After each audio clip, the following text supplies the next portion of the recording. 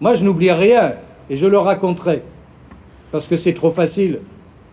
Nous avons dû gérer à la place de, imaginer, trouver des solutions à la place de ceux dont c'était la responsabilité. Ce n'est pas le maire qui est docteur, ce n'est pas le maire qui est infirmier, ce n'est pas le maire qui est chirurgien. Je salue ici celles et ceux, tous ceux qui sont là, qui ont bien œuvré, qui vont aussi ce matin, à leur manière, œuvrer. Je tiens vraiment à les remercier du fond du cœur, comme je remercie bien sûr tous ceux à qui nous devons l'espérance de vie, les soignants et tous les salariés qui nous ont permis de continuer de vivre lorsque nous étions obligés de rester le plus éloigné possible de la vie normale. J'ai une pensée autant pour la caissière de Géant que pour l'infirmière à qui on volait son masque dans sa voiture, à qui les voisins demandaient de déménager, de ne pas rester là parce qu'elle allait contaminer les braves gens qui avaient peur. La peur n'a jamais empêché de mourir. Elle est bien sûr naturelle, mais l'acte citoyen, justement, c'est d'y faire face. Ce n'est pas de la subir. Et donc, s'il doit y avoir une leçon de la crise sanitaire, dans une épreuve très relative par rapport à ceux qui ont connu les conflits, et les conflits, il y en a sur toute la planète, la résistance devant son poste de télé ou sur Netflix, c'est quand même assez relatif par rapport à être obligé d'aller s'enfouir dans un bunker sous les bombes. Donc quand on parle de guerre, restons là aussi mesurés. Et donc, la leçon qui est la nôtre, c'est de nous permettre enfin de vous saluer. Rendez-vous compte que nous avons été élus en mois de mars et que dès le lendemain, on nous a dit tout le monde aux abris, tout le monde confiné. Le nouveau conseil municipal n'a pas pu se réunir. Nous avons continué à fonctionner avec l'ancien. Le maire, c'était toujours le même. Je vous en remercie, mesdames et messieurs. Je suis très heureux d'avoir effectivement récupéré le bébé.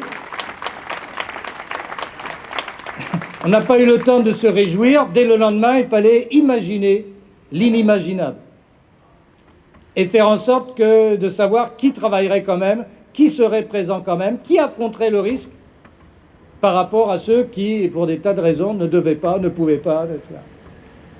Nous n'avons pu réunir le conseil municipal seulement que le 10 juillet de l'année dernière et voter le budget, car nous n'avions pas de budget voté, on votait sur la continuité.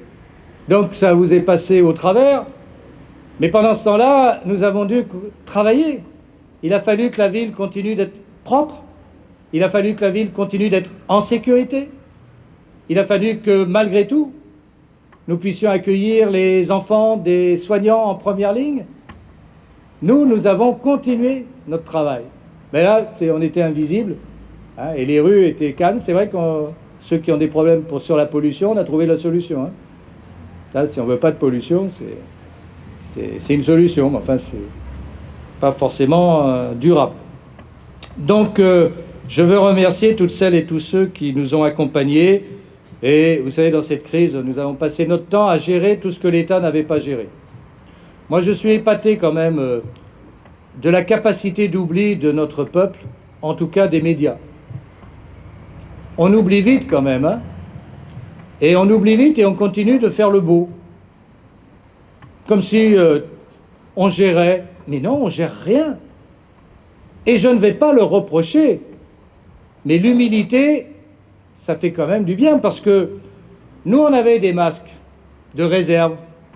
Nous avons fait l'opération des bureaux de vote, déjà avec les masques qui ne nous étaient pas imposés, qui ne nous étaient pas recommandés. Tous nos assesseurs, tous nos présidents de bureaux de vote avaient les masques et avaient l'hydroalcoolique, voilà, qui permettait de, etc. Nous avons fait en amont.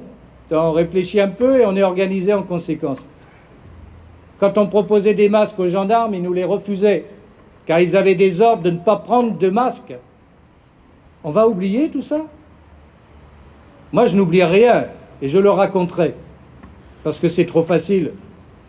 Nous avons dû gérer à la place de, imaginer, trouver des solutions à la place de ceux dont c'était la responsabilité.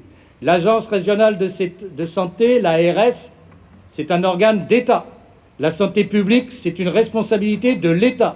Ce n'est pas le maire qui est docteur, ce n'est pas le maire qui est infirmier, ce n'est pas le maire qui est chirurgien. D'ailleurs, ceux-là font très bien leur travail. Mais les fonctionnaires de la santé, où étaient-ils? On vient d'apprendre que le professeur Salomon nous quitterait. Quel dommage. Il a tellement été utile pour nous dire tout et son contraire. Et il faudrait aujourd'hui faire comme si, ben non, tout va bien. Non, tout va pas bien. Comment on s'est cassé la tête? Les masques. Comment on approvisionne? Comment on distribue? À un moment donné, on a dit, on va distribuer à ceux qui sont inscrits sur les listes électorales. Oh, panique à bord. J'y suis pas. Ah, quel dommage. Tu sais, être citoyen, c'est déjà être inscrit sur les listes électorales. C'est même obligatoire, c'est l'article 9 du Code électoral. Donc tu es en infraction permanente. Et tu t'en fous parce qu'il n'y a pas de sanction. On ne t'oblige pas de voter, on te dit d'être inscrit sur les listes électorales. Au moins 10 à 15% de notre population n'est pas inscrit sur les listes électorales, mais sur les réseaux sociaux. Et font des commentaires, c'est bien, c'est pas bien. Généralement, c'est pas bien, parce que c'est bien, ça écorche les lèvres. Et c'est toujours pour trouver quelque chose à redire. Et chaque fois qu'on vérifie un peu, on ne trouve personne sur la liste électorale. C'est dommage, hein? Quand on veut être citoyen et se la ramener, on fait ce qu'il faut. Sinon, c'est trop facile. Mais nous, la démagogie, jamais. Vous me connaissez un peu, j'ai naturellement bon caractère, je suis agréable, mon épouse le sait. Mais la facilité et le racolage, c'est pas le genre de la maison. On dit les choses que l'on pense, mais on fait ce que l'on a dit qu'on ferait. Et donc, on a beaucoup travaillé, on a trouvé la solution, et là on a trouvé les bénévoles, une centaine de bénévoles qui ont été voir les gens et leur ont donné les masques. Mais les masques, c'est pas moi qui vais partir avec mon vélo, faire la route de Chine. Ah, monsieur le maire, on n'a pas de masques. Mais à Nice, qu'ils ont des masques. Ah oui, mais à Nice, il y a un grand maire de Nice qui a des relations privilégiées avec le Premier ministre chinois, qui lui envoie des transals entiers de masques. Et les maires qui se sont amusés à ça, d'ailleurs, ils attendent toujours leurs masques. Hein. Par contre, l'argent, ils ne l'ont jamais vu. Hein. Bon, un petit peu... Nous, on a eu la communauté d'agglomération de Sophia Antipolis, avec son président, Jean Leonetti, que je salue, qui est maire d'Antibes, qui est surtout médecin.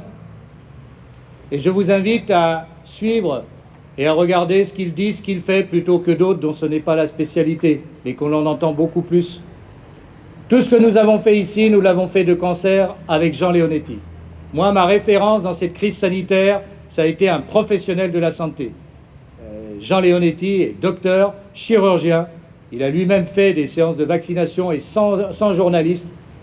Beaucoup d'entre vous ont pu le rencontrer un samedi matin en train de vacciner. Voilà. Il est ce qu'on est, un citoyen, par ailleurs élu avec des responsabilités, mais avec du bon sens. Lorsqu'il y avait le délire, on allait contrôler la fièvre à l'entrée de la mairie. Il y a des gens qui ont acheté 14 000 € pour contrôler votre fièvre en entrant dans la mairie. Et oui, je ne citerai pas de nom parce que je veux même mettre mal avec personne. Et là, c'est pas cher l'argent public. Hein. Et parce que vous croyez qu'en prenant votre fièvre, on a réglé le problème. Vous. Voilà, donc tout ce délire, nous avons dû aussi y faire face et garder le bon sens. L'été dernier, nous avons fait un service minimum de festivité, nous y avons pris toutes les précautions, nous avons déjà exigé le masque, même en plein air pour ceux qui le souhaitaient. Nous l'avons mis à l'entrée de nos écoles avant qu'il ne soit obligé, mais seulement à l'entrée, lorsqu'il y avait du monde, parce qu'il faut essayer de comprendre l'épidémie. Qu'est-ce qui fait risque? C'est le nombre, c'est l'effet d'aérosol, c'est pas d'être sous un platane, c'est pas la feuille de l'arbre qui vous transmet le virus. Donc lorsque le préfet a voulu nous imposer le masque sur tout le territoire de la commune, qui est 70% à l'état naturel, c'est une absurdité. Quel est le centre-ville? Où est la rue Ménadier? Où est le cours Saleya? Monsieur le préfet, il n'y a pas besoin de masque à Villeneuve-Loubet? Pas de réponse. Un arrêté, tiens, prends-le. Toute la commune en masque. On a attaqué le préfet, c'est pas grave. Et on a gagné. Le tribunal administratif nous a donné raison. Il fallait se concerter. Il fallait discuter. On peut protéger une rue plus qu'une autre, pas de problème. Par précaution, bien sûr. Mais uniformément, vous savez ce que c'est quand on prend des mesures drastiques et uniformes? C'est qu'on est sûr de rien, c'est qu'on a peur soi-même, c'est qu'on n'est pas à la hauteur de la responsabilité qu'on incarne. Quand on prétend à des responsabilités, on prend des risques et on les assume. On réfléchit un peu. La solution de facilité, c'est je mets tout comme ça, quoi qu'il advienne, je suis couvert. Mais c'est pas ça être responsable. Non, non, pas du tout. Moi, j'assume tous les actes, toutes les décisions que j'ai dû prendre. Je n'ai mis en danger la santé de quiconque. La sous-préfète a pu évoquer à un moment donné dans une réunion qu'on pourrait me traduire en justice. Vous vous en rendez compte? Pour mise en danger de la vie d'autrui. C'est un comble. Et il faut faire face à tout ça. Vous n'en voyez que l'écume de ce qu'on veut bien vous raconter. Mais nous, on sait ce qu'on vit à l'intérieur.